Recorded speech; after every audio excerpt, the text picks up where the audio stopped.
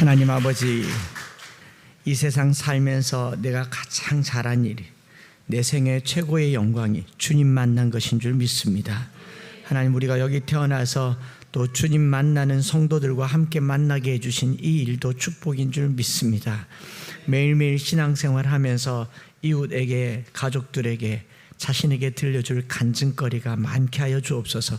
하나님을 어떻게 만났고 하나님께서 우리 삶 속에 어떻게 역사하시는지 매일매일의 삶이 살아있는 성경의 스토리가 되게 하여 주옵소서. 오늘도 그 간증이 펼쳐지는 시간 되기를 소망하고 말씀을 주께 맡겨드리며 구주 예수 그리스도 이름으로 기도드립니다. 아멘. 할렐루야. 정말 하나님의 큰 은혜와 여러분들의 간절한 기도로 치료가 잘 되었습니다. 건강하고 또 앞으로도 건강하게 될 줄 믿고, 의사 선생님 말씀처럼 이제 100% 제거되었다고 하니까 괜찮아질 겁니다. 그럼에도 불구하고 여러분들 머릿속에는 살살해야 되는데, 덜 해야 되는데, 그런 마음이 있지만 제 머릿속에는 벌써 이번에는 2바퀴 돌까 3바퀴 돌까 그러고 있죠. 정말 염려를 끼쳐서 미안하고요. 그러나 또 함께 마음 모아주셔서 고맙고 감사합니다. 더 건강한 모습으로 여러분들을 섬기고 더 뜨거운 심장으로 또 주님과 함께 여러분들을 사랑하는 그런 남은 시간이 되도록 힘쓰겠습니다. 네, 하나님께 영광의 박수를 드리겠습니다.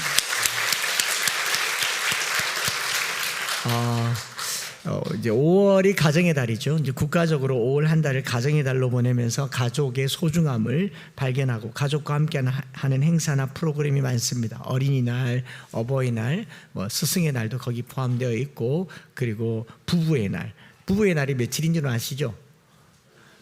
21일, 이제 둘이 하나라고 해서 21일 이렇게 있고, 특별한 대상을 위한 특별한 날이 5월에 많단 말이죠.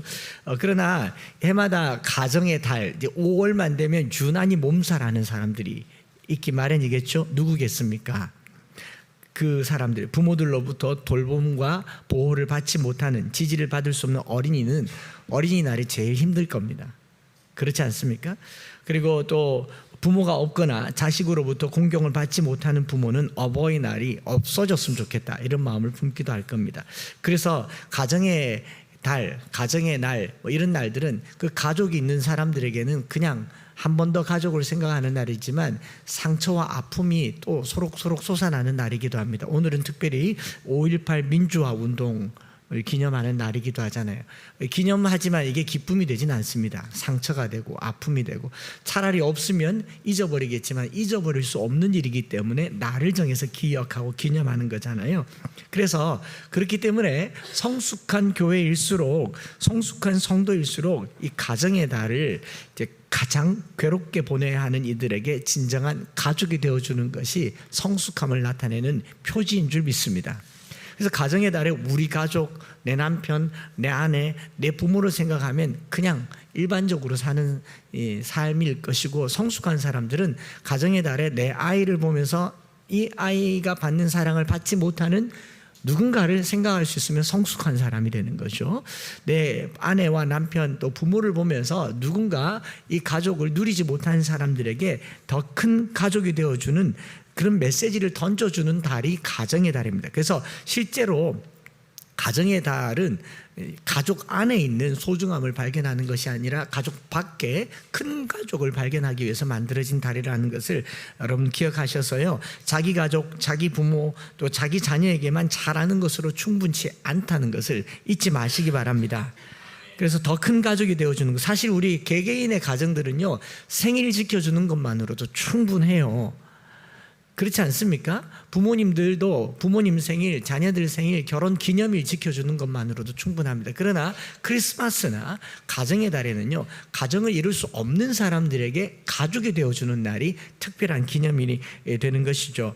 어린이날은 돌봄과 사랑을 받지 못하고 자라는 어린이들에게 돌봄과 사랑을 베풀기 위해서 국가적으로 어린이의 소중함을 알리는 날이 어린이날이겠죠. 가족 때문에 상처받고 소외받는 사람들을 보다듬어주는 우리 엠마오 교회가 되기를 원합니다.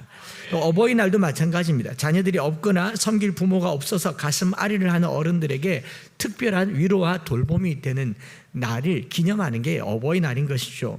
그래서 어버이날은 1800년대에 제정될 당시부터 이미 고인이 되신 어머니를 추모하면서 시작된 게 어머니 날이잖아요.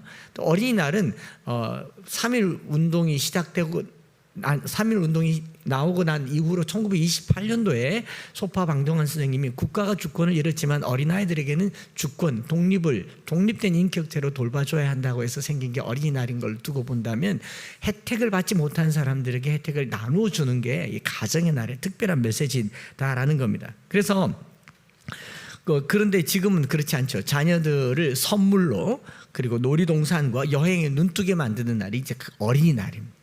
부모님들을 평생 부모님들이 돈 벌어서 자녀들에게 봉양했는데 부모님들이 늑지막하게 이제 선물 중에 제일 1번 선물이 뭐죠? 현금이잖아요. 부모님들이 드디어 또 돈에 눈멀게 만드는 때가 또 이렇게 어버이날이죠. 야야 나는 돈이 좋다 이런 날이 되어버리지 않습니까? 그래서 이것에서 좀 더 성숙하려면 어떻게 하면 될까 제가 지난밤에 고민하다가 이렇게 표현해봤습니다. 자녀들 부모님에게 좋은 장난감 용돈 받은 거 있으면요 한 2주 정도 지났으니까 우리 친구들 내놓으세요. 실컷 갖고 놀았잖아요. 내놓아서 이거 없는 친구들에게 한번 줘보세요. 하늘 창고가 열릴 줄 믿습니다. 우리 부모님들 자식들에게 용돈 받았잖아요. 아직 덜 썼을 겁니다. 덜 썼거나 안 쓰죠. 그냥 받은 감격만 있지. 내놓으세요. 양로원 또 뭐 경로당 같은 데 가서 주변에 자식이 있지만 돌봄을 받지 못하거나 자식이 없거나 그런 부모님들에게 한 번 더 찾아가서 그분들을 확대된 나의 부모로 여길 때 이 사회가 달라질 줄 믿습니다. 제가 어제 미군 부대에서 하는 행사에 잠깐 가보았는데 해마다 거기서는 이제 이 인근에 있는 시설에 소년들을 모아다가 불러다가 이제 볼링 대회도 열어주고 피자도 먹게 하고 또 그 선물도 주고 하는데 이 아이들이 미군 부대에 들어오잖아요. 사회사의 도우미들이 미국 사람들이니까 나름 영어 공부를 열심히 해서 왔더라고요. 미국이라는 곳에 왔잖아요. 그래서 한 아이가 와서 제 옆에 와서 제가 이제 미군 부대 관계자인 줄 알고 영어 못하는 한국말 못하는 미국 사람인 줄 알고 저한테 이렇게 묻더라고요. How old are you? 순간 당황했어요. 그럼 뭐 영어로 계속 말을 해요. 아마 그 시설에서 영어를 써야 된다고 가르쳤죠. 그런데 이렇게 마치고 돌아오는데 마음이 참 훈훈하더라고요. 그렇게 필요한 게 어린이날이에요. 또 부모님들도 우리 부모님뿐만 아니라 내가 부모님께 뭔가를 잘해야 될 마음의 동기가 있다면 이 혜택을 받지 못하는 또 다른 부모님들을 한두 분 정도도 돌아보는 게 이게 어버이날이 아닌가 생각을 합니다. 그래서 그런 관계들을 만들어가는 게 바로 이제 공동체 주일이고 오늘 새가족 주일이 되는 것이죠. 저는 교회적으로 새가족 주일이나 공동체 주일을 제정해서 주님 안에서 가족 된다는 게 진정한 가정의 달인 줄 믿습니다. 그래서 이번 한 주간 동안에 우리 가족 말고요 확대된 가족들, 순원들과 새가족들과 소외된 사람들을 돌아보는 이 한 주가 되기를 바랍니다. 이 마틴 부버라고 하는 사람이 있습니다. 1800년대 후반에 태어난 이 사람은 빈에서 태어나서 다서 이제 유대인 사상가이고 철학자이고 신학자인데 이 사람이 나와 너의 이 인간의 모든 관계를 나와 너 이히 운투두라고 하는 책으로 아주 잘 알려져 있고 유명한 고전이죠.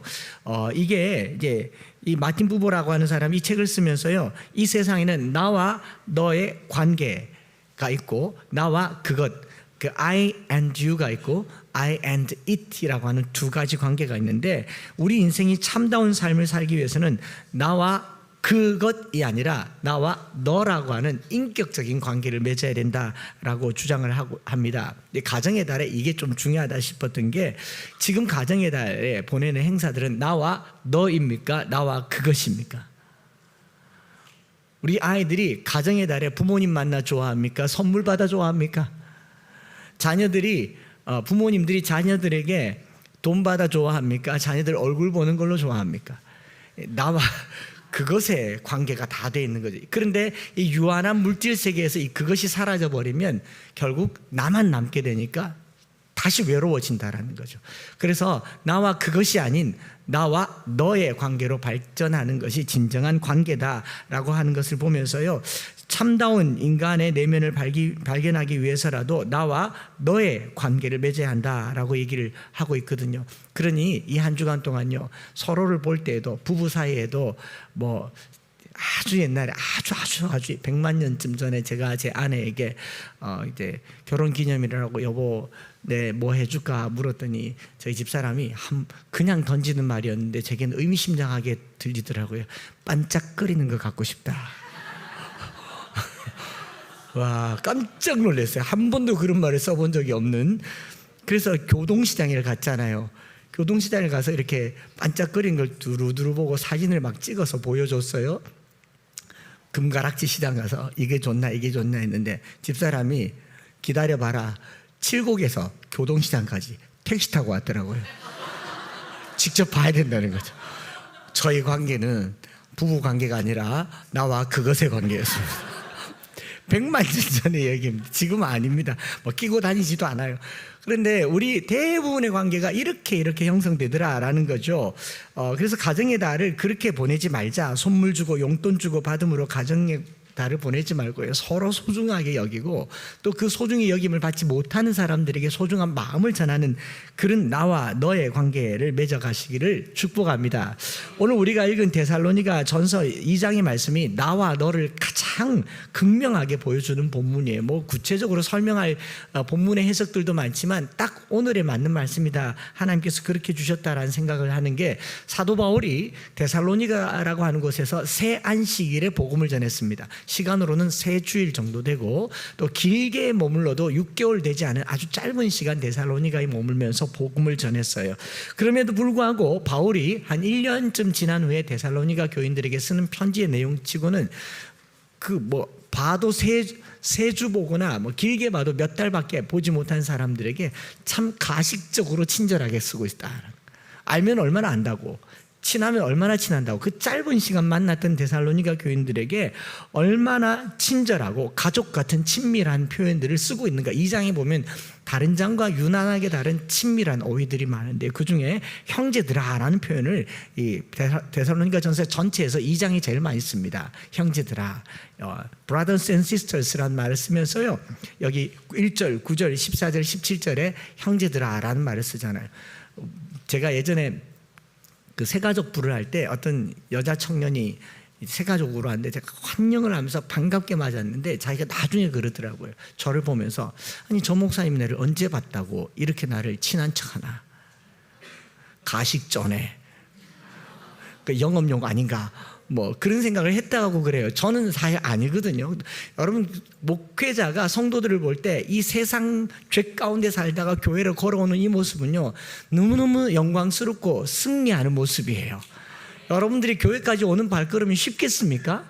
어떤 분은 50년 만에 온 분들도 있고 어떤 분은 뭐 10년 만에, 어떤 분들은 그냥 부모님에게 끌려서 오기도 하겠지만 그렇게라도 교회 오는 게 저는 너무 반가워서 인사했는데 그게 진심으로 안 들리더라는 거죠. 사도 바울이 데살로니가에 쓴 편지가 데살로니가 교인들이 딱 받았을 때 우리를 아나? 얼마나 잘하나? 이렇게 생각할 수 있는 표현들이 많다라는 겁니다. 그리고 더 나아가서 마틴 부버가 말했던 나와 너라고 하는 관계 언어를 여기서 가장 많이 씁니다. 여기 본문을 2장 1절부터 쭉 뒤에 보면 나와 너를 사용하는 흔적들을 찾아볼 수 있을 겁니다. 나와 너의 복수형이 우리와 너희잖아요. 우리와 너희란 말이 거의 매절에 나옵니다. 그 우리가 1절부터 우리가 너희 가운데, 2절에 너희가 우리가, 3절에 우리의, 또 4절에 우리가 우리 마음에, 너희도 우리가 우리 너희 우리 너희, 나와 너라고 하는 표현을 끊임없이 쓰면서 이들 사이의 관계가 물질이 아니라 이 나와 너라고 하는 관계 속에 있다라는 것을 우리 너희라는 말을 계속 쓰는 거죠. 저는 기독교 신앙이 관계적으로 풀어질 때에만 비로소 구원이 뭔지를 알 수 있다라고 생각합니다. 하나님과 우리와의 관계가 어떻습니까?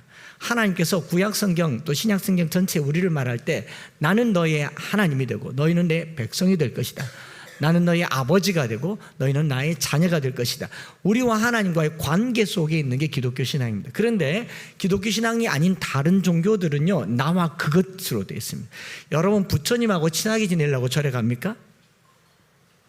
절에 갈 때는요, 목적이 분명합니다. 응답받고자 하는 삶의 번영과 축복이 있어요. 나와 그것입니다. 뭐 무속신앙, 토템, 애니미즘, 모든 종교들은 나와 그것에 집중되어 있기 때문에 신을 이용하는 거죠. 그런데 기독교 신앙은 그렇지 않아요. 부처님이 우리랑 친하게 지내기 위해서 산으로 부르겠습니까? 이 무더운 여름에. 근데 예수님, 우리 하나님 어떻습니까? 하늘의 하나님이 시내산에서 모세를 부르는데 모세가 헉헉거리면서 올라오는 게 너무 힘드니까 안 되겠다, 너 내려가서 천막 지어라, 장막을 지어라. 성막을 짓고 시내산에서 하나님이 내려오셔서 장막에서 그들 속에 한복판에 지내시는 분이 하나님이십니다. 백성들 속에서 백성들과 함께 지내기를 기뻐하시는 분이 하나님이시죠. 그런데 매번 올 때마다 제사라고 하는 형태로 오고 절기를 따라서 오는 것도, 야, 이렇게 해서는 너무 날마다 지내는 게 아쉬우니까 안 되겠다. 예수 그리스도의 십자가의 보혈로 성소의 휘장을 어떻게 합니까? 찢어버리잖아요. 그리고 누구라도 알아, 은혜의 보좌 앞에 담대히 오라고 만들어 놓은 것이 하나님과 우리와의 관계입니다. 우리가 신앙생활할 때요, 기도 제목이 응답받기 위해서, 내가 원하는 것을 갖기 위해서 신앙생활하면 그것은 종교생활일 겁니다. 그런데 하나님은 우리를 그렇게 부르지 않으셨다라는 겁니다. 그렇기 때문에 마틴 부부는 그의 철학에서 이렇게 말하죠. 사람과 사람의 관계는 하나님과 사람과 하나님 관계의 비유적인 표현이다. 하나님이 우리를 관계 속에서 선택하고 부르고 구원하셨다라는 것처럼 사람 사이에도요, 우리가 친밀하게 지낼수록 하나님을 만날 가능성이 훨씬 높습니다. 오늘 우리 기독교회가 무리를 짓고 당파를 만들고 반대하고 누군가를 적대적으로 여길수록 하나님을 만날 기회가 훨씬 적습니다. 그러니까 성경에서 말하고 있는 것처럼 부모와 자녀, 아내와 남편, 그리고 이웃과의 관계를 선하게 만들어 갈 때 하나님을 만날 길이 열린다는 것을 또 믿으시기 바랍니다. 어제 저녁에 한 분 할아버님이 자전거 타고 이렇게 국수 먹는데 이렇게 지나가시면서 보시더라고요. 제가 들어오셔서 같이 식사하자고 그랬는데 안 들어오세요. 그래서 제가 이제 그냥 맨발로 달려나가 봤어요. 달려나가서 계속 쳐다보길래 어쩐 일이냐 했더니 사실 여기가 원래 내 땅이었는데 이전 교회에 팔았대요. 선친으로 요 다 우리 동네 땅인데 여기를 교회에 팔았는데 지난 얼마 동안 교회가 조용하고 차가 한 대, 두 대밖에 없어서 마음이 아팠다는 거예요. 그래서 자초지정을 얘기했습니다. 목사님이 이 차, 저 차 해서 이제 천국 가시고 교회가 어렵게 돼서 저희가 이사를 왔습니다. 근데 이제 몇 달 전부터 여기를 지나가는데 막 차도 많고 불도 켜져 있고 막 시끌시끌한데 자기가 좋더라는 거예요. 이미 다 팔았는데. 여러분, 사람과 사람 사이에 있는 것은요, 이런 관계 속에 있는 겁니다. 다음 주에 공동체 주일을 보내면서 이 지역 주민들과 어떤 관계를 맺고 살아야 할지 한번 생각해 보십시오. 금요일날 잠깐 말씀드렸지만 어떤 아주머님이 이렇게 손수레를 끌고 지나가다가 여기 꽂혀져 있는 우산이 많은 걸 보고, 다 가져가는 것도 아니고 개중에 막 아놀드 파마 뭐 이런 고급진 우산을 쑥쑥 뽑아서 순식간에 가지고 손수레에 싣고 가버렸어요. CCTV에 찍혔어요. 근데 마침 제가 교회 오는 길이었는데, 오는 길에 이렇게 오다 보니까 그분이 거기 있더라고요. 저기 성당 너머에서 이제 우산 정리를 하고 계시더라고요.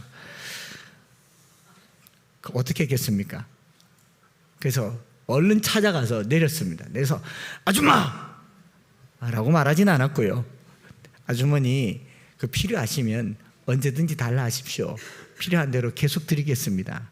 그냥 가져가지 마시고, 여기 또 누가 보고 사진이라도 찍으면 곤란해지지 않습니까? 그러니까 갖고 가시라고 했는데, 그 우산 중에 여러분들이 여기 두고 간 우산들이 있을 겁니다. 그래서 교회 왔는데 우산 누가 세벼갔다고 상처받지 마시고, 교회 두고 간 물건은 다 이웃이 가져가는 물건이다 이렇게 생각하시면 되고, 또 누가 신발 신고 갔다 필요해서 가져갔다 이렇게 생각하시면 되고, 뭐 교회에 신발 도둑이 있더라, 우산 도둑이 있더라 이렇게 하지 말고, 그걸 계속 집착하게 되면 나와 그것이 되는 거예요. 근데 그것보다 더 중요한 것은 나와 그가 되는 거죠. 나와 너가 되는 거죠. 그 사람이 내 우산 가져가서 친해진다면 10개라도 드리겠습니다. 100개라도 드리겠습니다. 그게 우리가 만들어가야 될 공동체의 세상이다라는 거죠. 그래서 사도 바울이 이 데살로니가전서 2장에 꾸준하게 우리가 너희에게 이 표현을 계속 쓰면서 그 데살로니가 사람들, 고작 세 안식일에밖에 복음을 못 전했지만 그 사람들과 끈끈한 관계를 유지하고 있다는 것이 본문이 전하고자 하는 이 이면의 메시지다라는 겁니다. 그런가 하면 그 데살로니가 교인의 관계를 우리와 너희라고 하는 그 사이에 또 꾸준하게 등장하는 15번이나 등장하는 단어가 있는데 그게 뭐냐면 하나님입니다.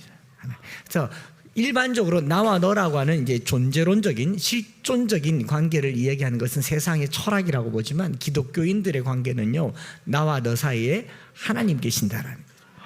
그래서 2절, 4절, 5절, 8절, 9절, 10절, 12절, 13절, 14절, 15절 이 15번의 우리와 너희라는 표현과 더불어서 많이 나오는 우리와 너희 그리고 하나님, 이걸 빼면요 데살로니가 전서 2장은 읽을 게 없어요. 의미도 안 통하고 뜻도 없습니다. 거기 나타나는 모든 것들은 나와 너 사이에 하나님이 계시고 이 하나님의 복음을 전하기 위해서 나는 고난도 받고 너희도 환난도 받고 많은 일들이 있었지만 나와 너 사이에 이 하나님 때문에 나는 애써 너희를 섬겼다라는 것을 얘기하는 게 이 2장 전체의 이야기입니다. 왜 이렇게 말을 했는가 하면 이 바울이 살던 이제 그 2000년 전에 그 시대에 이 돌아다니면서 지식과 정보와 지혜를 가르쳐주는 방랑교사라는 게 있었습니다. 방랑교사, 이제 떠돌이 교사들이죠. 방랑교사들은 마치 우리나라로 치면은 그 시주 받으러 다니는 승려가 있잖아요. 다니면서 이 집에 애군이 끼었다, 이 집은 곧 좋은 일이 있을 것이다 하면은 시주를 쭉 부어주잖아요.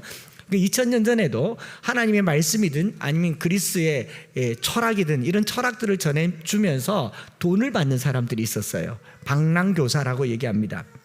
이게 뭐 우리나라로 치면 장날에 저기 한쪽 구석에 만담꾼이라는 게 있잖아요. 내가 서울에도 한성에도 가보고 내가 저기 당나라에도 가보고 막 그런 얘기 들으려고 사람들이 모여가지고 한참 듣다 보면 한참 재밌을 때 주머니 돌려요. 무슨 말인지 아시겠죠? 이게 그때도 있고 지금도 있습니다. 유럽 여행 가보세요. 유럽 여행 가보면 악사들이 길거리 연주를 하는데 야 정말 낭만의 도시라고 하고 계속 듣고 있어 보세요. 곧 여러분들 앞으로 주머니가 돌아와요. 공짜가 없습니다. 또 누가 무슨 기묘한 옷을 입고 이렇게 서 있는데 옆에 가서 인증사진 찍잖아요. 돈 내야 돼요. 그렇기 때문에 그냥 얼른 보고 지나가야지, 보고 거기 빠지면 돈 내야 된다고요. 그게 지금이나 그때나 똑같은 거죠. 바울이 살던 고대에 복음을 전한다고 하는 것은 그냥 랍비나 서기관이나 바리새인들처럼 뭔가 조금 진리를 전하면 그걸로 끝나지 않고 그 유명한 언어가 있잖아요. 봉투 열렸네. 뭐 그런 사람들이 많던 시대에 바울이 데살로니가에 가서 새 안식일 동안 복음을 전했다라는 것이 어떤 오해를 받을 수 있느냐 하면 돈을 안 줬나? 바울이 편지를 보냈을 때 돈을 달라고 하는가 하는 냉소적인 반응을 가져올 수 있는 그런 오해가 많은 그런 상황이다라는 것을 말씀을 드리는 거예요. 바울 역시도 이 복음을 전할 때 이상한 소식을 전했잖아요. 죽은 자가 살아났다, 예수가 왕이다, 이런 말을 전했을 때에 신선했습니다. 신선해서 사람들이 더 들으려고 하지만 더 들으려고 하면 항상 돈을 내지 않습니까? 여러분 앱을 깔아서 무료 앱이라고 해서 깔아서 썼는데 좀 더 해보려고 하니까 가입하라 그러잖아요. 연회 회비를 내라 그래요. 세상에 공짜가 어디 있습니까? 공짜인 것처럼 그렇게 다가오는 거죠. 챗 GPT 공짜라고 하더니 얼마나 비싼지 몰라요. 나쁜 것들. 뭐 또 편리하긴 편리해요. 누가 말하기를 여기다가 뭐 한 명령을 내리면 다 해준다고 그랬죠. 아까 사진에 봤던 그 전교인 수련의 그 영상 이미지 제가 챗 GPT로 만든 겁니다. 에베소서 6장의 본문을 가지고 하나님의 전신갑주를 입는 장엄한 표현으로 시온성교회 엠마오교회 연합수련회 하나 만들어줘. 무주 리조트에서 딱 만들어줘요. 근데 또 가족들이 함께 가니까 야 이거 말고 약간 가족과 함께하는 밝고 경쾌하게 하지만 전신갑주를 입은 사진 보여줘. 그렇게 보여주더라고요. 잘 만들어요. 그런데 그래서 자꾸 오타가 나서 바꿔달라고 하니까 글자만 바꾸면 되는데 자꾸 사진을 바꿔요. 잘 보이려고 저한테. 저한테 잘 보이려고. 그래서 이게 아니다. 그랬더니 존 파이퍼 목사님이 그렇게 말하더라고요. 자기가 GPT에다가 그 명령어를 넣었습니다. 내가 3분간 기도를 해야 되는데, 회중 기도를 해야 되는데 복음주의적이고 개혁주의적인 내용을 가지고 이렇게 회개와 구원과 뭐 이렇게 넣어서 기도문을 하나 써줘.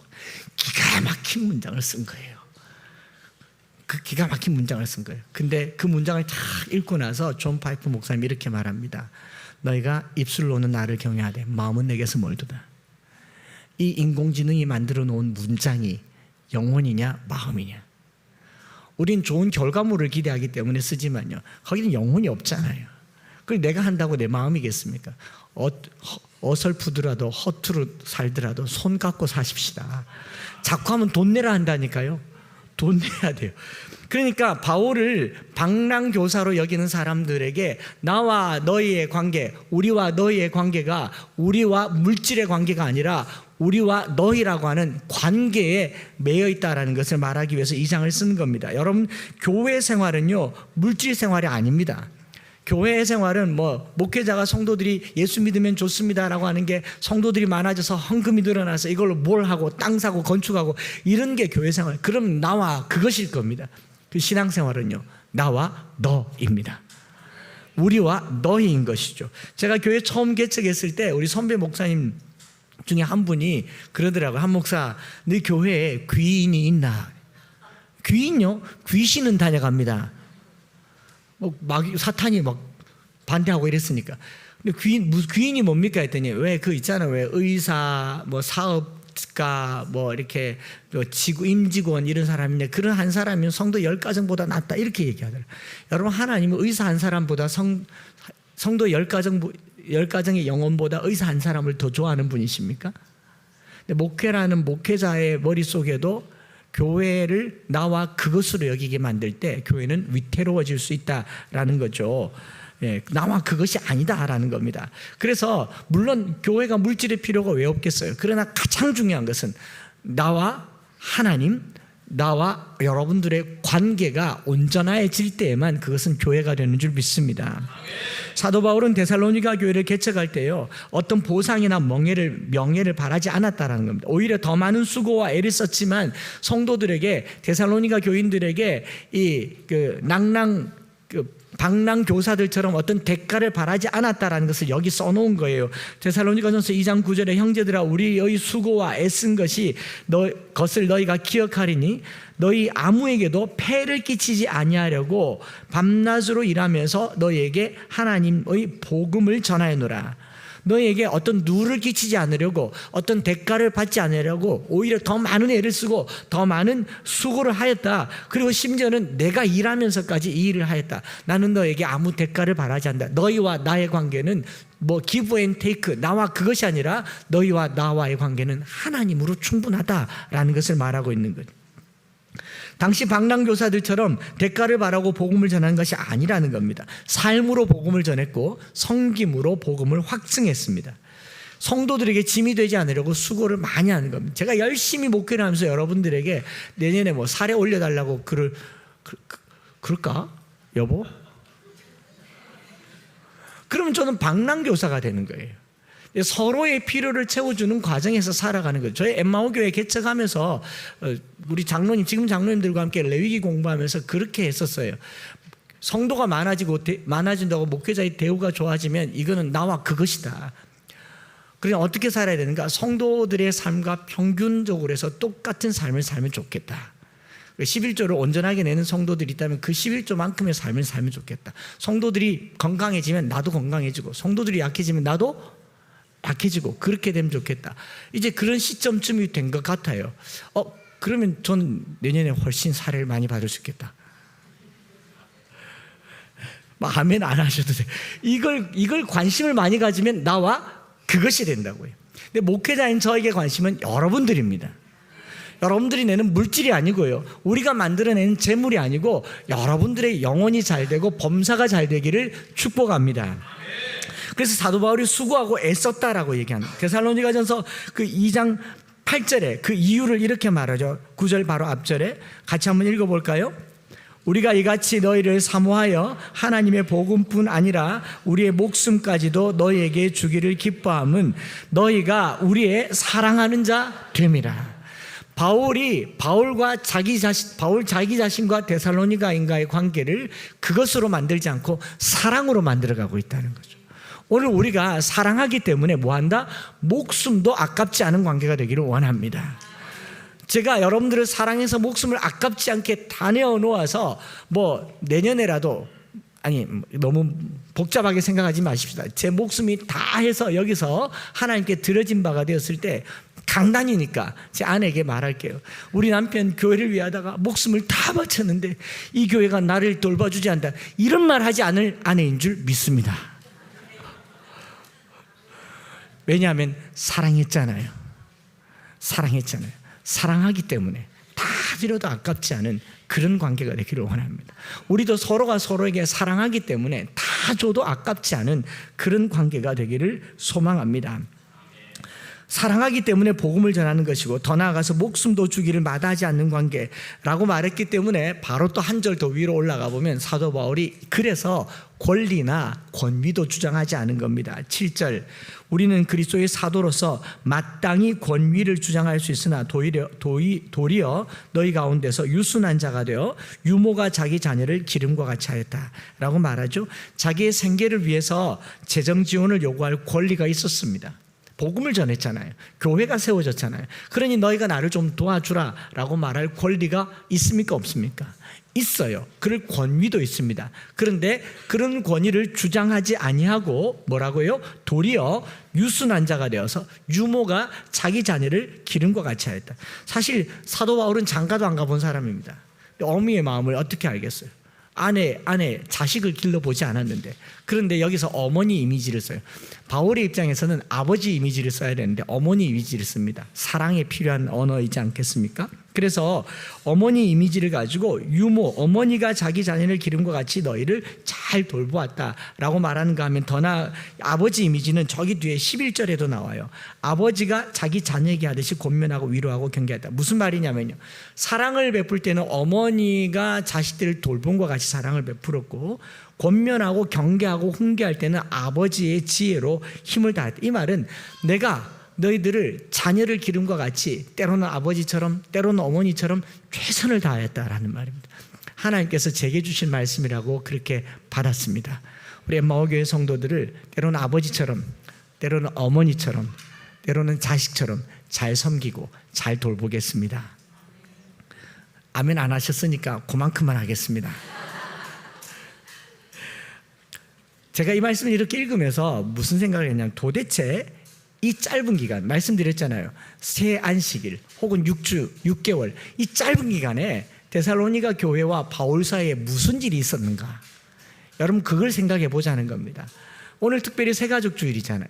새가족들 여기 엠마오 교회 다닌 지 이제 6개월 안 되신 분들이 대부분이실 텐데, 저나 여러분들 사이에 무슨 일이 있으면 이런 관계가 될 수 있을까? 매일 같이 밥 먹고 신방하고 쇼핑 다니고 같이 어떤 사역을 하고 일을 해야 될까? 도대체 우리 사이에 어떤 일이 있으면 이런 글을 쓸 수 있을까를 곰곰하게 생각해 본 거죠.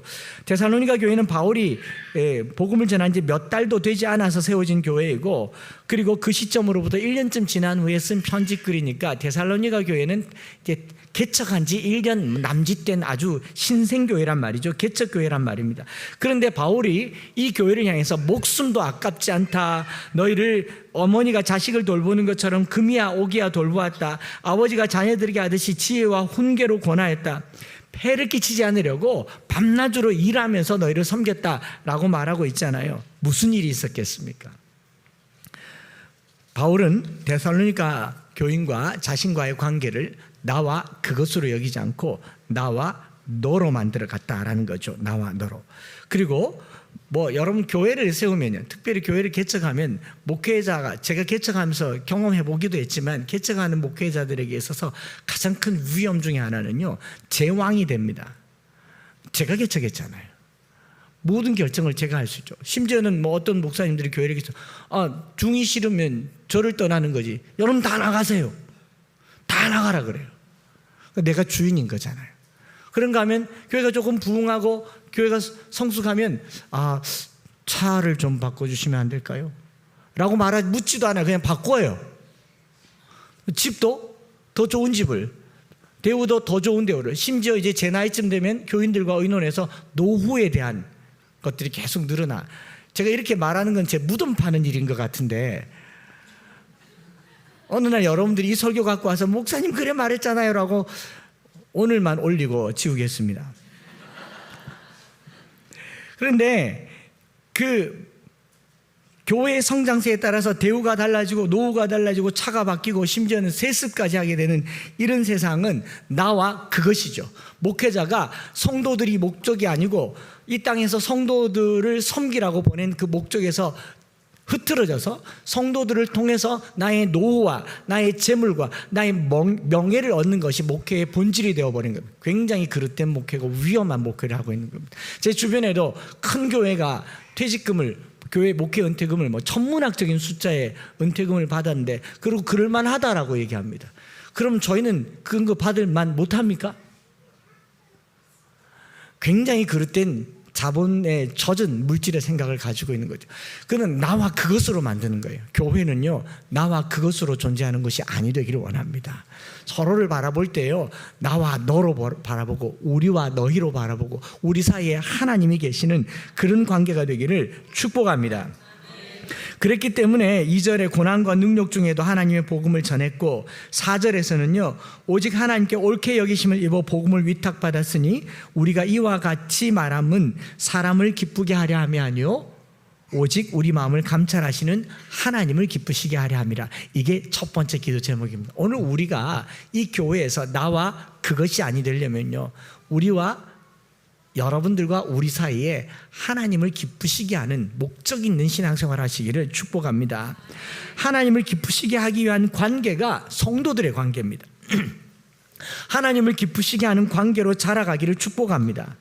그래서 2장 5절에 너희도 알거니와 우리가 아무 때에도 아첨하는 말이나 탐심의 탈을 쓰지 아니한 것을 하나님이 증언하신단 말하잖아요.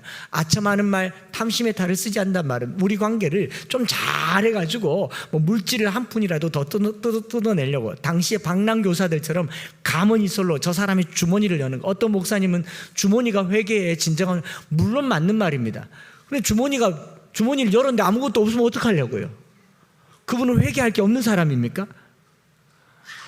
우리 자본에 젖은 이 사회에서 성도들의 관계를 물질로 만들지 말아야 합니다. 물질은 우리가 쓸 수 있는 가용한 그냥 수단일 뿐이에요. 더 쓸 수도 있고 물론 덜 쓸 수도 있습니다. 근데 거기에 탐심의 탈을 쓰지 말아야 된다는 거예요. 탐심의 탈을. 아첨하는 말, 탐심의 탈을 쓰지 않는 관계가 되기를 원합니다. 저 역시도 목회하면서, 이게 다 저한테 하는 말이에요. 목회하면서 제일 주의하는 것들 중에 하나가 뭐냐면, 성도들과 얘기하면서 나의 필요를 은근히 깔아서 말하는 거. 굉장히 위험한 말이에요. 이게 아첨하는 말이고 탐심의 탈을 쓰는 겁니다. 선교단체에서 선교사님들을 훈련하면서 기도 편지 쓰는 연습을 해요. 기도 편지 쓰는 훈련을 할 때 절대로 쓰지 말아야 될 게 뭐냐면, 기도 제목에 필요를 쓰지 말라고 그래요. 왜냐하면 필요는 하나님이 채워주시잖아요.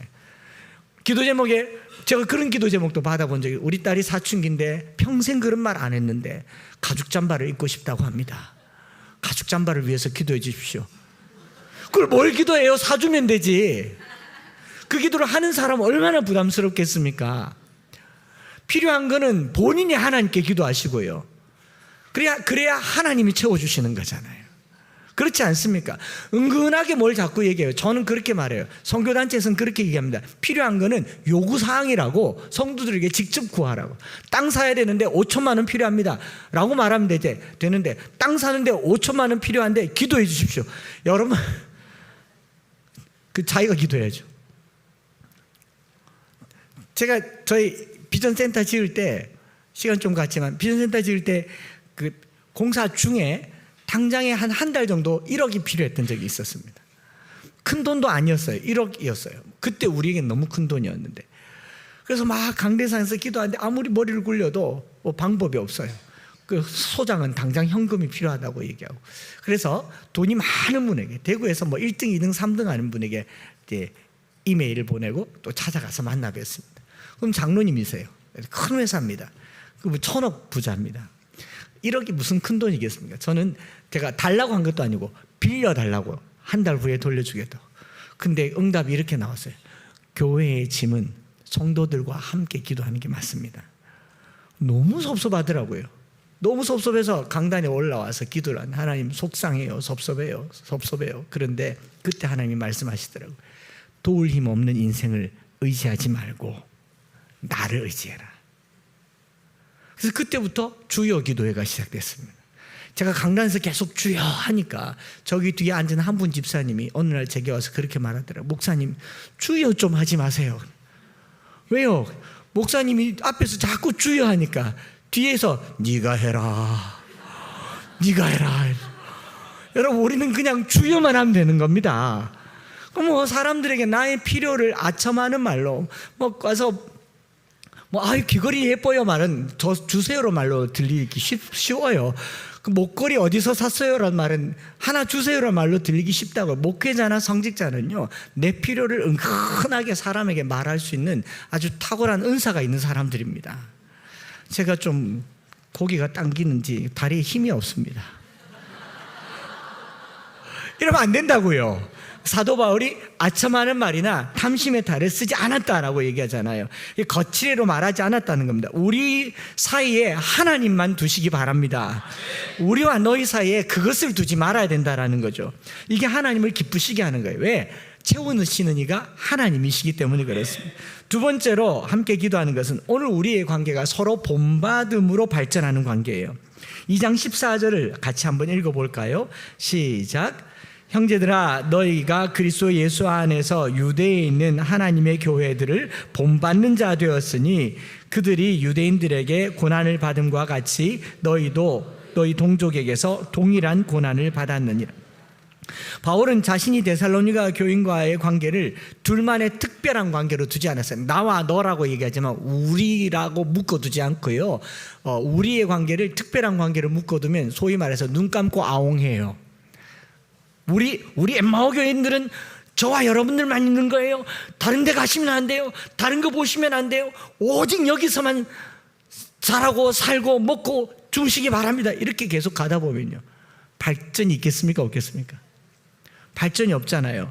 나와 여러분들만 채워지지 않기를 바랍니다. 바울은 이 데살로니가 교회와 자기와의 특별한 관계로 묶지 않고요, 너희들이 이 관계에서 더 나아가서 유대에 있는 온 교회들, 온 하나님의 교회들을 본받으려고 애쓴다. 다르게 말하면 배우려고 애썼다라는 겁니다. 건강한 공동체, 건강한 관계는요, 서로 잘하는 관계입니다. 고작 1년밖에 되지 않은 데살로니가 교회가 더 성숙해지려고 애쓰고 있는 모습을 본받는 자, 본받은 자 되었다라고 얘기하죠. 본받은 자. 이 헬라 말로는 미메테스라는 말을 썼는데, 미메테스, 미믹이란 말 들어보셨습니까? 영어의 미믹, 흉내낸다. 아이들이 아빠 그러면 아빠, 엄마 좋아요 따라하면서 언어를 배우잖아요. 이미테이트라고 얘기하는데, 모방하고 따라하는데, 데살로니가 교회가 아주 신생교회니까 주변에 좋은 거 있으면요 계속 따라해요. 주변에 누가 기도를 열심히 하면 나도 기도를 따라하는 거예요. 누가 말씀을 열심히 보면 나도 열심히 따라하는 겁니다. 신앙생활은요, 누군가 더 나은 모습을 보면 거룩한 따라쟁이가 되는 겁니다. 그래서 누가 열심히 기도하면 와서 따라하십시오. 금요일날 와서 기도할 때 옆에서 누가 기도하고 손 들고 기도하면 이러고 주야 그렇게 따라하세요. 하다 보면 늘어요. 그게 본받은 자 되는 거예요. 막 전 넘사벽이다 하고 담을 딱 치고 저기는 뭐 저 사람이니까 저렇지, 모태신앙이니까 저렇지, 뭐 3대 신앙이니까 나는 못한다 그러면 절대로 발전하지 않습니다. 신앙생활은요, 거룩한 것을 본받은 자가 되는 겁니다. 그래서 곁에 가서 계속 본받고 따라하는 저와 여러분들 되시기를 축복합니다. 최근에 제가 교제하고 만난 목사님들 중에 40대 목사님들이, 저보다 한 10살 정도 더 아래 목사님들이요, 자신의 부족함을, 제가 봤을 때 부족하지 않아요. 저는 40대 때 그분들보다도 더 형편없었는데 이분들이 지금 40대인데도 굉장히 훌륭하게 목회를 하고 있는데, 자기 부족함을 계속 인식하면서 선배 목사님들을 찾아가서 배우고 듣고 묻고 계속 뭘 따라하려고 해요. 목사님처럼 하고 싶어요. 이렇게 하고 싶어요. 이렇게 하고 싶어요. 그 모습을 보니까 제 스스로 어떻게 되겠습니까? 더 열심히 하게 됩니까? 안 됩니까? 더 열심히 하게 돼요. 그분들에게 좋은 선배가 되기 위해서. 그런데 최근에 멀리 있는 대구에 있는 꽤 큰 교회 담임 목사님이 40대 목사님이 전화가 오셨어요. 목사님, 저희 교회에서 엠마오 교회를 탐방을 가고 싶대. 제가 처음에 어이가 없어서 웃었어요.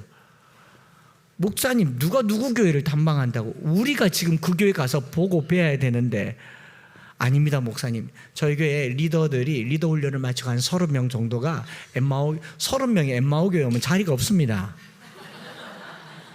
근데 엠마오 교회에 배울 게 있어서 온대요. 저는 눈물겹도록 고마웠어요. 우리가 뭐 자존감이 높아지고 우리가 막 뭐 이렇게 어깨에 힘줄 그런 교회 아니잖아.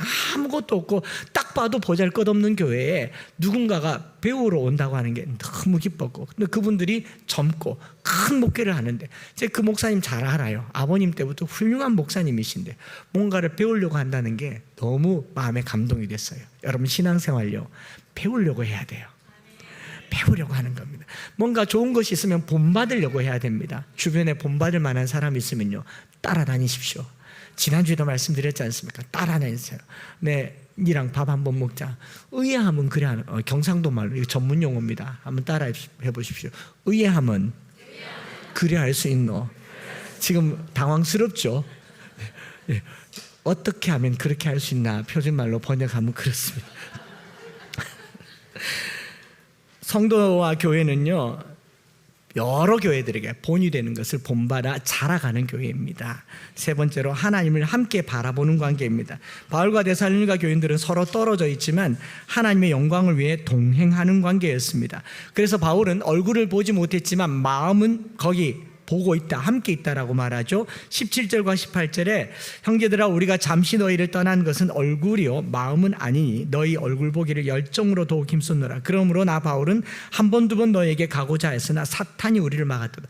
뭐 실제로 사탄이 막았는지는 모르겠지만 그만큼 보고 싶다는 거예요. 그만큼 보고 싶다. 떨어져 있는데 그만큼 보고 싶다. 새 안식일에 복음 전했던 사람을 그만큼 보고 싶다라는 거죠. 저도 여러분들 보고 싶습니다. 왠지 가식쩔죠. 보고 있는데 보고 싶습니다. 여러분들, 저 아까 들어오면서 저 막 손 잡고 괜찮습니까? 기도했습니다. 늦게 알았습니다. 해주지 않았어요.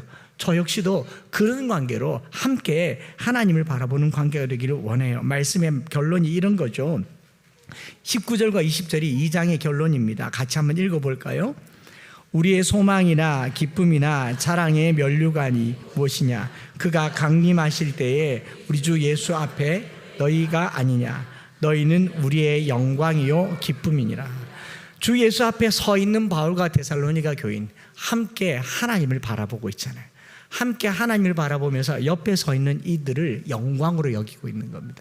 여러분, 올림픽이나 무슨 경기가 끝나고 나면 함께 금메달 받는 사람이 이렇게 등단할 때 옆에 있는 사람들 어떻겠습니까? 우리의 영광이요 면류관이잖아요. 우리 엠마오 교회 성도들 모두가 함께 하나님을 바라보고 함께 하나님께 나아가는 그런 서로에게 영광과 기쁨이 되기를 원합니다. 여러분들은 저에게 영광이요 면류관입니다. 옆에 분들에게도 그렇게 한번 인사할까요? 시작. 여러분들은 저에게 영광이요 기쁨입니다. 특별히 오늘 엠마오 교회에 처음 와서 1년도 안 되는 성도들, 다 데살로니가 교인이잖아요. 오늘 여기 와서 1년도 안 되는 성도들 다 데살로니가 교인이잖아요. 근데 그 짧은 시간 동안 저랑 어떻습니까? 라포가 많이 형성된 줄 믿습니다. 서로에게 영광과 기쁨이 되기를 축복하면서 지난 3월부터 5월까지 새 가족들을 영상으로 한번 만나, 우리의 영광과 기쁨의 무드를 같이 한번 만나보도록 하시겠습니다.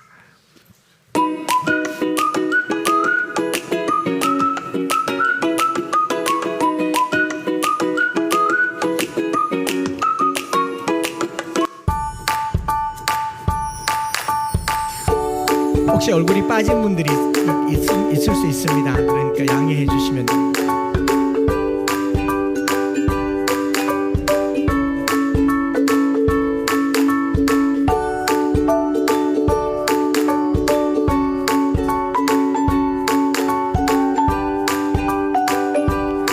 보면서 우리 교회의 영광이요 기쁨이요 면류관인 분들이다 이렇게 생각하시면 되겠습니다.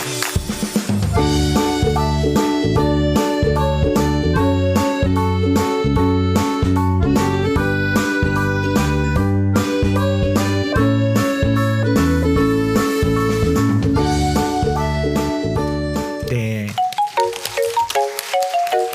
찐 식구 되심을 환영합니다. 안녕하세요. 저희는 3월부터 엠마오 교회에 등록한 김종구, 박민아, 윤성입니다. 예, 저희 예성이는 이제 초등학교 1학년이고요. 엠마오 교회에 등록해서 함께 신앙생활 할 수 있게 돼서 너무 즐겁고 또 감사합니다. 네, 저희가 엠마오 교회를 오게 된 계기는 제가 회사에서 업무적으로 알고 지내던 분께 남편이 대구에서 일을 하게 되어서 저도 언젠간 대구로 이사 가야 한다고 말씀드리니까 대구 가면 이 교회에 한번 가보라고 추천해 주시더라고요. 그분이 303 비전 성경 암송 노트 소책자도 주셔서 성경 암송에 관심이 생겼고 대구 가면 엠마오 교회에 한번 가봐야지 생각하고 있었고요. 처음 왔는데 성경 암송하는 모습이 인상적이어서 바로 등록하게 되었습니다. 예, 처음 예배당에 왔을 때 가장 인상 깊었던 점은 세대를 아울러서 온 가족이 함께 예배를 드린다는 점이었습니다. 사실 이전 교회에서는 예성이는 유치부로 가고 저희는 작년부에서 따로 예배를 드렸기 때문에 엠마오 교회에서 예성이와 다 같이 예배 드리는 것이 처음에는 어색하고 집중도 좀 안 되는 것 같고 적응이 잘 안 됐었습니다. 그런데 이제 2달 정도 지나니까 예성이랑 함께 손잡고 찬양하고 기도하는 시간이 얼마나 소중한지 깨닫고 있습니다. 또 인상적이고 좋은 점은 예배 끝나고 함께 식사를 하는 것이었습니다. 함께 식사하며 일상을 나누고 신앙생활을 공유하다 보니 더 쉽게 친해질 수가 있었고 또 교회에도 잘 적응할 수 있었던 것 같습니다. 엠마오 교회의 가장 좋은 점은 어떤 것인가요? 밥이요. 안녕하세요.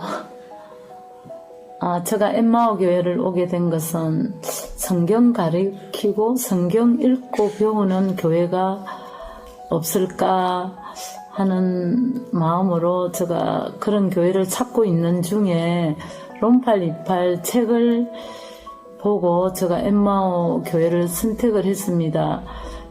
이 성경을 읽고 암송하고 배우는 것이 너무나 귀하다는 것을 알게 되었습니다.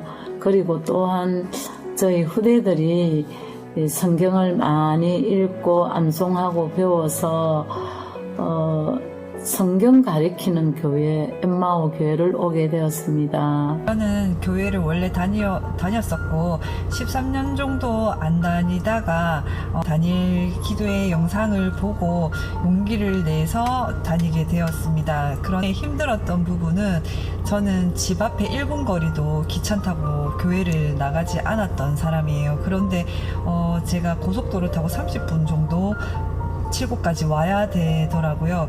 두 번째 고민은 아이가 적응을 할까, 아이가 대예배를 같이 기다릴 수 있을까, 이 고민을 정말 많이 했고, 그런데 5개월 가까이 되어 가고 있는데 그 칠곡 교회가 멀게 느껴진 적이 한 번도 없어요. 가는 길에 아이랑 같이 노래 부르고 가면서 이제 저희 아이도 너무 좋아해서 하나님의 은혜가 아닌가 싶고요. 처음에 방문할 때 문 앞에서 들어오지 못하고 차 안에서 영상으로 그냥 예배 보고 집으로 돌아갔었어요. 그때 제 기억 속에 최미라 집사님과 또 다른 한 분 계셨는데 정말 편하게 안내해 주시고 그 낯가림 속에서 잘 적응할 수 있도록 도와주신 점이 너무 감사했습니다. 네, 감사합니다. 이제 직접 우리 배경애 권사님께서 짧게 한번 또 현장에서 엠마오 교회 신앙생활 하게 된 간증을 짧게 해주시면 좋겠습니다. 박수로 모시겠습니다.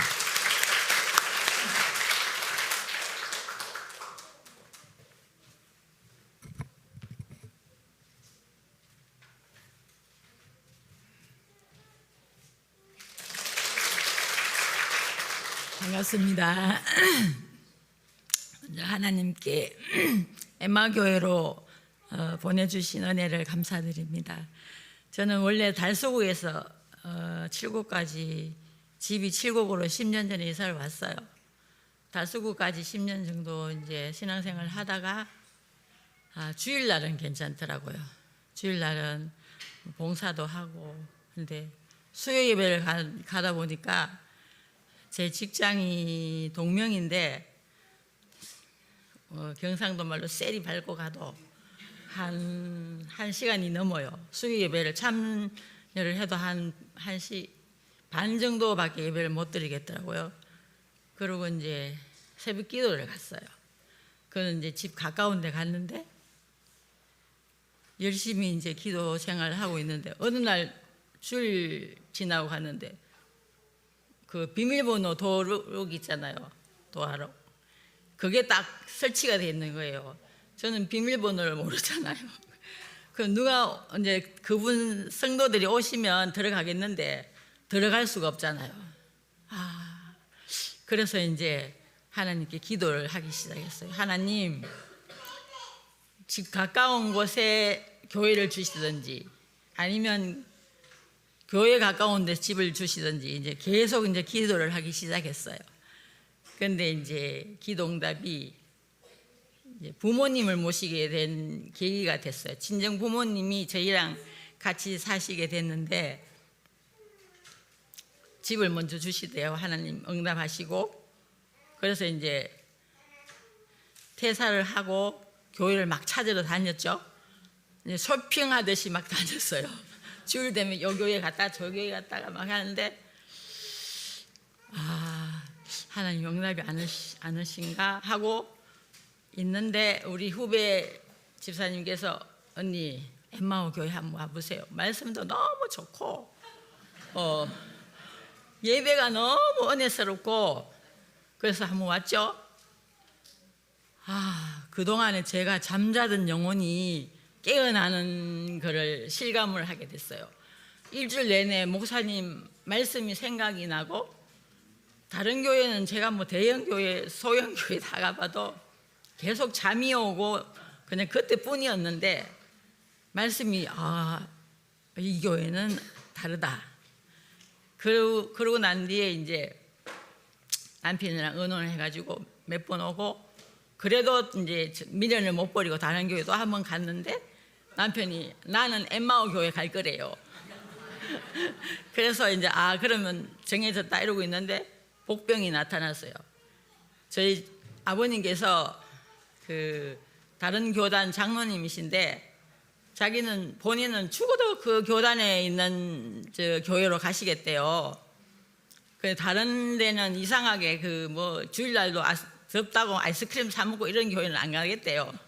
그래가지고 아니 거기도 그런 교회도 다 천국 갈 수 있다고 이제 설득해도 안 돼요. 그래서 이게 고민이잖아요. 그래서 그러고 있는데 그 아버지 지인이신 이제 아시는 목사님이 포항에서 그 칠곡에 우리 교단에 교회가 있다 하면 가보라고. 만약에 거기서 아버지가 정해지면은 저는 꼽다시 이제 아버님 따라 가야 돼요. 우리는 마음에 정하기를 이제 엠마오 교회를 정했는데 그래서 기도를 했어요. 지혜를 주시라고 그랬더니 아버지께 제가 말씀드렸죠. 그러면 그쪽 교회를 먼저 가보겠습니다. 왜냐하면 찬양도 먼저 하는 사람이 불리하거든요. 찬양 대회 그렇잖아요. 저기 대회 나가면. 그래서 그 다음에 이제 아버지를 모시고 왔는데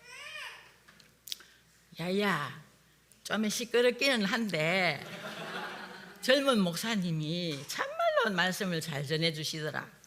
나도 막 일로 네 가는 교회에 가겠다. 그래가지고 됐습니다 아버지. 그래가지고 같이 이제 몇 번 나오셨는데 지금은 조금 많이 편찮으셔서 못 나오고 계세요. 여기 좋은 점은 정말 예배가 살아있는 것 같아요. 네, 막 찬양도 뜨겁고 다른 다 뜨겁게 하지만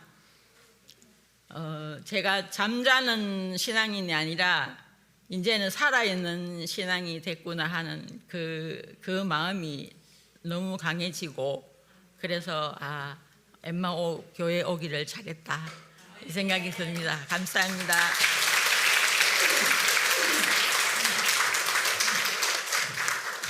네, 감사합니다. 이제 그러니까 이렇게 새가족분들이 잘 정착할 수 있도록 돕는 교회 새가족부의 프로그램이 하나 있습니다. 짧은 영상으로 한 번 더 보시고 이제 함께 찬양하고 기도하려고 합니다.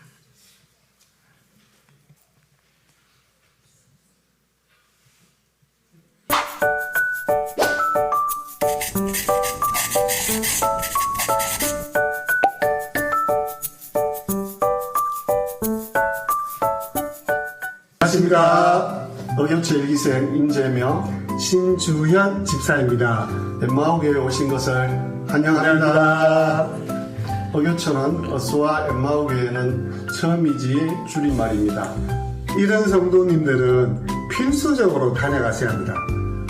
처음 교회 와서 적응하기 정말 힘드네. 어떡하지? 엠마오 성도님과 빨리 친해지고 싶은데 어떻게 방법이 없을까? 한창수 목사님과 진한 대화를 하고 싶은데 가능할까? 식사 봉사라도 하고 싶은데 어떻게 하지? 엠마오교회는 천국 가는 길도 가르쳐 준다는데 사실일까? 궁금한 모든 것을 알려드립니다. 빨리 적응하고 흥가족이 되는 길은 어교처뿐입니다. 어교처로 오세요. 네, 감사합니다. 곧 이제 어서와 교회는 엠마오 교회는 처음이지 프로그램 또 할 텐데 어떻게든 사실은 서먹하고 낯설고 또 이전 교회나 또 이전의 사람들이 때문에 발이 잘 안 떨어질 때에 저와 여러분들이 우리 관계를 더 주님 안에서 주님을 바라보고 주와 함께 걸어가는 시간 되도록 하겠습니다. 우리 좀 축복하면 좋겠습니다. 주 안에 우린 하나 모습은 달라도 예수님 한 분만 바라네. 여러분 바울이 데살로니가 교인들 낯설어요. 아마 이름도 못 외웠을 겁니다. 그래서 이름 몇 글자도 없지만 그 낯섦 속에서도요 하나님을 바라보고 하나님을 기쁘시게 하고 서로 본이 되어서 자라가게 한다는 점에서 그게 기대가 되었을 것 같습니다. 우리 찬양 드리면서요 앞뒤 좌우로 특별히 제가 봤을 때 대부분 새가족들이거나 아마 오늘 다녀가시는 분들도 있는데 축복하면 좋겠습니다.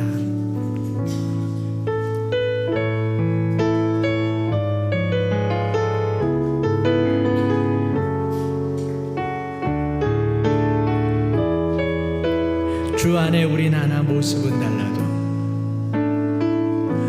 주 안에 우린 하나 모습은 달라도 예수님 한 분만 바란 사랑과 선행으로 서로를 격려해 따스한 주님 우리 안에 함께 하시니 형제 자매 기쁨과 슬픔 느끼네 내 안에 있는 주님 모습 보내 주님 기뻐하시네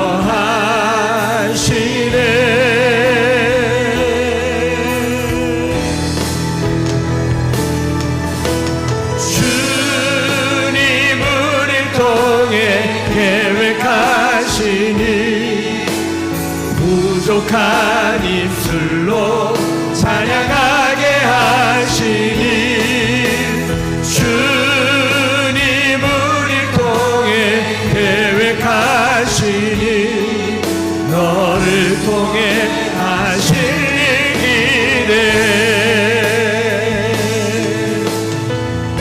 우리 시간에 찬양할 텐데 금방 화면에 나오셨던 분들 다 한번 앞으로 나와 보십시오.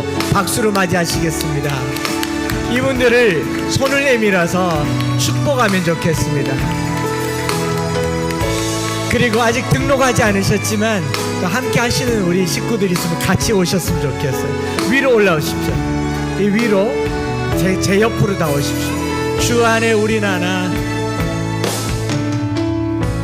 주 안에 우린 하나 모습은 달라도 바라네. 사랑과 선행으로 서로를 격려해 따스함으로 모두 먹으리. 주님 우리 안에 함께 하시니 형제자매. 우리 새가족부에서 선물도 전해줄까요? 내 안에 있는 주님 모습 보내. 그분 기뻐하시네. 손을 내밀어서 축복하십시오. 주님 너를 통해 그분 기뻐하시네. 주님 너를 통해 계획하시니 부족한 입술로 찬양하게 하시니 주님 너를 통해 계획하시니 서로에게도 축복하며 주님 너를 통해 계획하시니 주님 너를 통해 계획하시니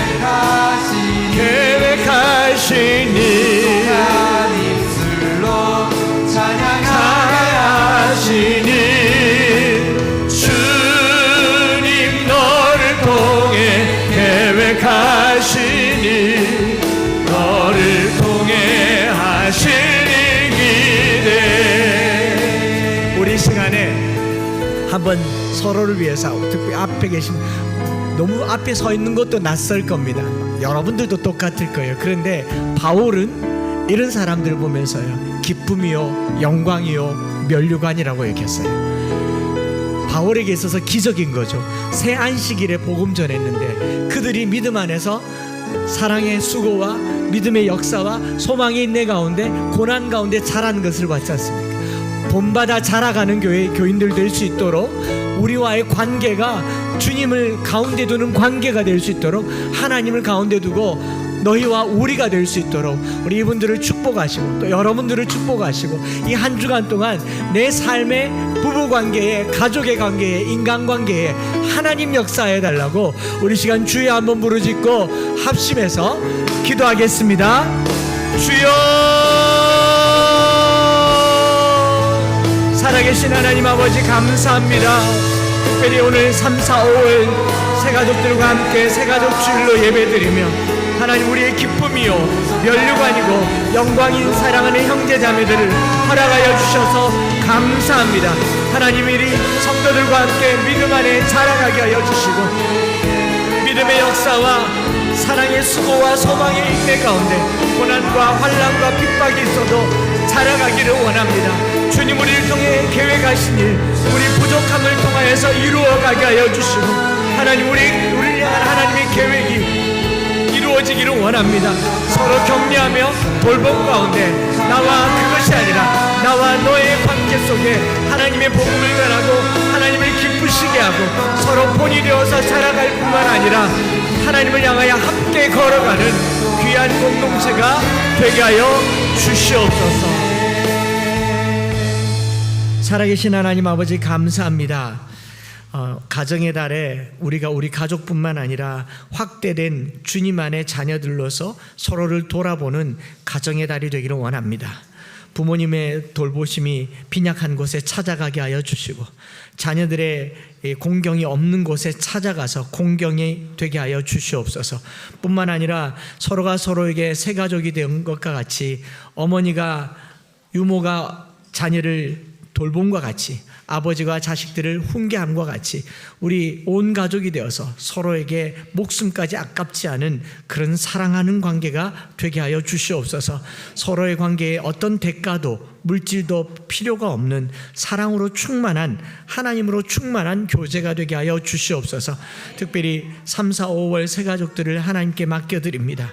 우리가 함께 하나님을 기쁘시게 하는 관계로 커가게 하여 주시옵소서. 믿음이 이전보다 더 자라서 더 좋은 것을 본받아 자라가는 공동체가 되게 하여 주시옵소서. 하나님 앞에 함께 지금처럼 이렇게 나란히 서서 서로에게 영광이 되고 면류관이 되고 기쁨이 되는 공동체가 공동체가 되게 하여 주시옵소서. 주님 앞에 예물을 구별하여 드렸습니다. 우리의 드려진 예물을 통하여서 이 공동체가 이 지역 사회에서 참 가볼 만한 교회, 지나가다가 사람들이 환하게 웃고 밝게 불 켜져 있고 가득 모여진 것을 보고 동네에서 좋아하는 교회가 되게 하여 주시고, 그렇게 그 물질이 사용되게 하여 주시옵소서. 구주 예수 그리스도의 크신 은혜와 아버지 하나님의 변함없으신 사랑하심과 성령 하나님 위로 교통 충만 역사하심이 오늘 새가족 주일로 함께 예배드리며, 오늘 이곳에서 서로 낯설지만 짧은 기간이지만 이제 내 교회인 것처럼 함께 하나님을 기쁘시게 하는 일에 동참하고 동행하며 자라가기를 소망하며 같이 걸어가기를 소망하는 우리 새가족들과 함께 있는 모든 성도들 머리 위에 이제로부터 영원토록 함께 있을지어다. 아멘.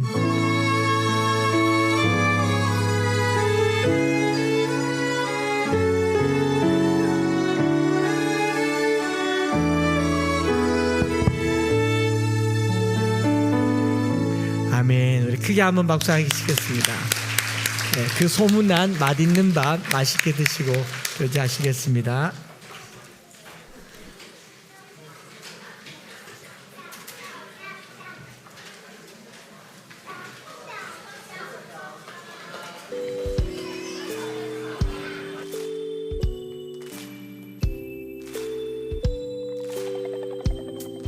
한결같은 삶 속